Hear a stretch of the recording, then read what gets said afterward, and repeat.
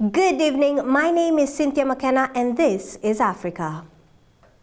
The fight against Boko Haram in Nigeria is still on, and this is after they took responsibility for the kidnapping of 333 school boys. This was done through a very suspicious audio that was sent to a local newspaper. And their leader, Abubakar Shekau, said that they did this because they do not agree with Western education.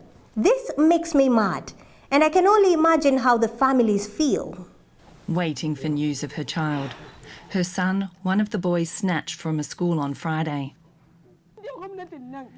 If this government is just, then we want them to rescue our children because they have the power to do so. They're slow to take action because it's not their children who have been taken. They've put us in this situation where parents and grandparents are in absolute confusion. They've stopped us from having peace of mind. We're totally devastated. My son is one of the boys that has been abducted. We heard that security forces saw our boys surrounded by the gunmen on top of a hill. We want the government to help security forces rescue our children. We just want to see our boys in whatever condition so that we can have peace of mind. Can you believe that? She said in whatever condition, and what those children went through. The missing pupils were boarders at this school in Kitsuna. They were taken in a violent attack by dozens of gunmen with assault rifles while they were asleep in their dormitories. Usama is one of the lucky ones. He managed to escape the kidnappers. I was about to sleep when I started hearing sporadic gunshots, and before I could even get outside, there were many people that were already outside, and so we were asked to go back into a hostel.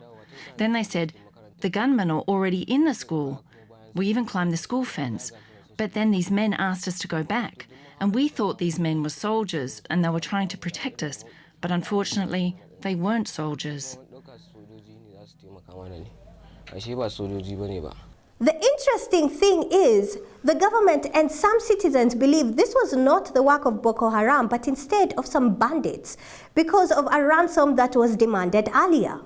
If I understand correctly, Boko Haram has claimed responsibility. So, I mean, what more do we know about that? Yes, Boko Haram has claimed responsibility, but when you go to Kankara in Katsina State, a lot of people believe there that the kidnapping was done by the bandits. Now, the reason why they believe it was done by the bandits and not Boko Haram is because bandits have been operating in that area, according to them, for around 10 years. And they've tried to attack the school about 3 times unsuccessfully. And after this kidnap was carried out, they asked for ransom, which is very unlike Boko Haram. Now, people are saying that Boko Haram is only claiming responsibility because they are seeking global recognition. They want to claim this attack, whereas it wasn't really them that performed it. But nobody really knows who is behind them. It is true that Boko Haram is claiming responsibility. Everybody wants to be famous, even terrorists. But if they want to be famous so bad, why don't they just go to Hollywood and make a movie? They will be so famous, they won't know what to do with it. They are in the wrong profession. But on a serious note, I hope the Nigerian government's focus is on the boys and getting them home safe. We have decided to cut ties with the Kenyan government. We also recall our government officials in Kenya to come back home. Also, Kenyan government officials who are in Somalia have been directed to go back to Kenya. The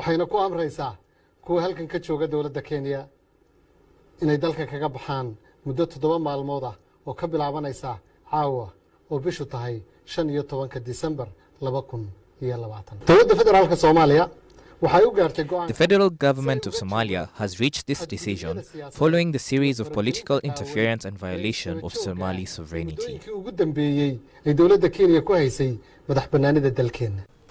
Ladies and gentlemen, this is not a drill. Somalia has cut diplomatic ties with Kenya.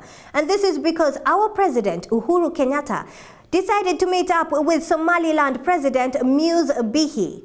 Looks like Big Brother Somalia was not happy. I wish this fight would be over.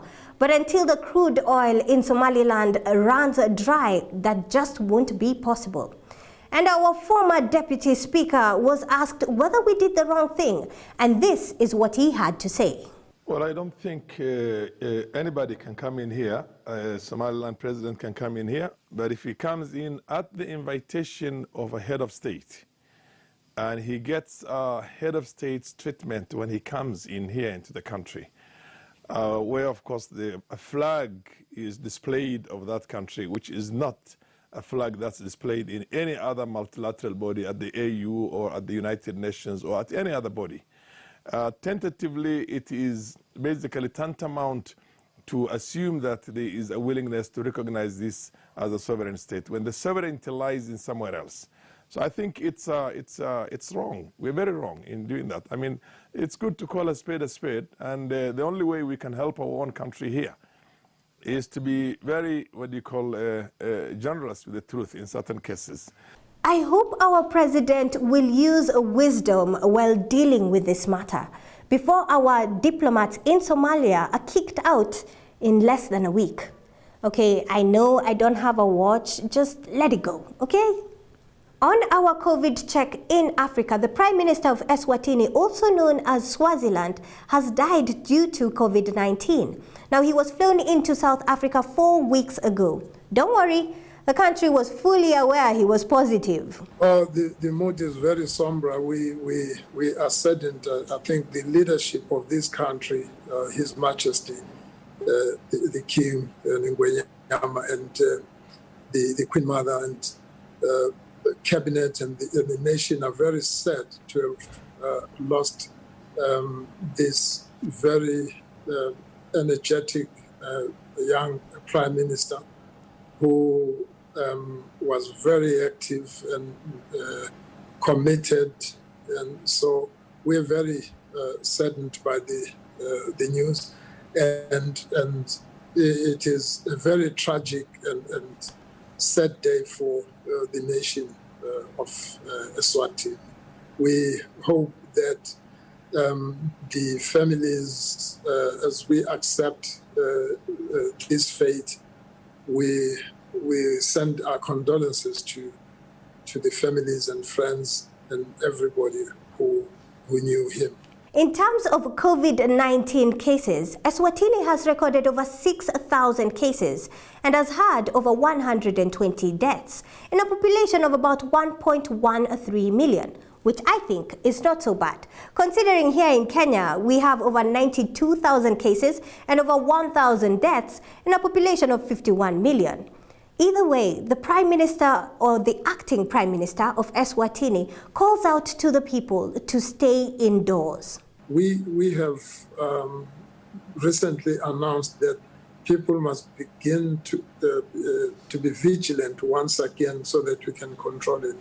We have improved our health facilities, but you are never ready for something that you have never seen before. So we struggle every day, like any other country, to make sure that we can get the PPEs and the medication, and just to motivate people on a daily basis to protect themselves by wearing their masks when they are with other people, and to try as much as possible to stay home.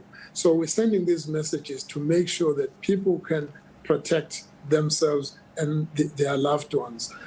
Eswatini, please do not burden South Africa. They already have more cases than they can deal with. On to our Twitter check. So what is trending on Twitter in Kenya? You already know this. We have the Twitter war between Senator Millicent Omanga and activist Boniface Mwangi. Now the tweets get ugly. We're not going to go too deep into it because they are insults and they enter into family. It's just ugly.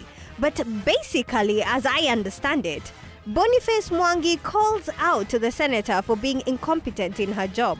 And Millicent Omanga called Boniface Mwangi, and I quote, a socialite activist. Ouch. And to think this all started with roasted chicken. Hashtag I stand with Sonko is also trending, with most taking to the platform to support the governor, Mike Sonko, as he faces impeachment, with @National10 tweeting, A strong leader is the one who outstands even if he faces rejection and is being scapegoated. We also have at Oyondi_Malik who says, Sonko should not cry. Nairobi County is not his life. He's not the only person who can steer the county forward. I'm not sure if that is very encouraging. Well, it depends on how you look at it. All this happening as we await Governor Mike Sonko's fate as he faces the Senate today. Okay, we are nearly out of time. After calling Africa names, the President of the United States, Donald Trump, has done one good thing for one African country, Sudan. Sudan has been taken off the U.S. terror list. And this is because Sudan agreed to normalize ties with Israel. You didn't think it was for free, did you? And it looks like the president has been working overtime because there is another country that has agreed to normalize ties with Israel, and that is Morocco.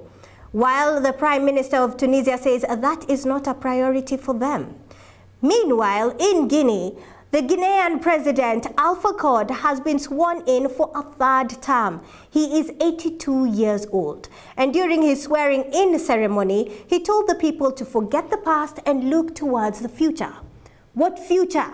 He's 82 years old. And as we wrap things up, let's remember the children in Tigray. They have been displaced and are refugeed. And the United Nations says they are unable to reach the children because of the tensions in the region. That is it from me. This is Africa. I am Cynthia McKenna. See you next week, same time, same day on This Is the Day. These African presidents, they think they will live as long as Methuselah.